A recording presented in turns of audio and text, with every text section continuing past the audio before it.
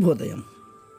Global బెతేనియా Calvary ministry తరపున ఈ ఉదయకాల సమయంలో మరొకసారి మీ అందరితో కూడా కలుసుకొని దేవుని యొక్క పరిశుద్ధమైన మాటలు ధ్యానించుటకును దేవుడు నాకు ఇచ్చిన విలువైన అవకాశమును బట్టి దేవునికి ప్రత్యేకమైన వందనాలు తెలియచేసుకుంటూ ఉన్నాను.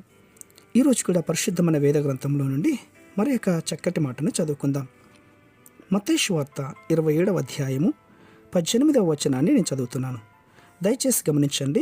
మత్తయి సువార్త 27వ అధ్యాయము 18వ వచనము. పిలాతు, నేనెవరిని విడుదల చేయవలనని మీరు కోరుచున్నారు? బరబ్బానా లేక క్రీస్తనబడిన యేసునా అని వారిని అడిగెను. ఏలైనగా వారు అసూయ చేత ఆయనను అప్పగించరని అతడు ఎరిగి ఉండెను. దేవునికి మహిమ కలుగునుగాక. పిల్లలు గమనించండి, శిలువ శ్రమలకు సంబంధించినటువంటి సంఘటనలలో ఒకే ఒక్కసారి మాత్రమే ఈ బరబ్బా కనబడుతూ ఉంటున్నాడు. అవును, ఇంతకీ ఈ బరబ్బా ఎవరు? సువార్తికుడైనటువంటి లూకా గారు వీడు పట్టణంలో జరిగించినటువంటి అనేకమైన అల్లర్ల చేతను నరహత్య చేతను చెరసాలలో వేయబడిన వాడు అని లిఖించాడు.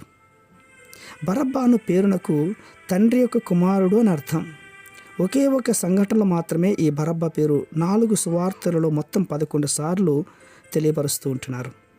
అల్లరి చేత నరహత్యల చేత చెరసాల్లో వేయబడినటువంటి బరబ్బా క్రీస్తు పక్కన నిలవబడుతూ ఉన్నాడు. పిలాతు ప్రజలను అడుగుతున్నాడు, నేను ఎవరిని విడుదల చేయగోరుచున్నారు? బరబ్బానా, క్రీస్తు అనబడినటువంటి యేసునా? చెప్పండి, నరహంతకుడైనటువంటి బరబ్బానా లేక మీకు మేలు చేసినటువంటి క్రీస్తునా? ప్రజలారా, ఇలాంటి సందర్భంలో మనం చాలా మంచిగా ఆలోచన చేయాలి. దేనిని ఎన్నుకోవాలి? లోకమును సంతోషపెట్టే క్రియలా లేక క్రీస్తును సంతోషపెట్టే క్రియలా? ప్రియులారా, ఈరోజు మనమే ఈ శ్రమలు, మనమే ఈ ప్రశ్న వేసుకుందాం. లోకమును ఆశపట్టేవారైతే దేవునికి దూరం అయిపోతాం.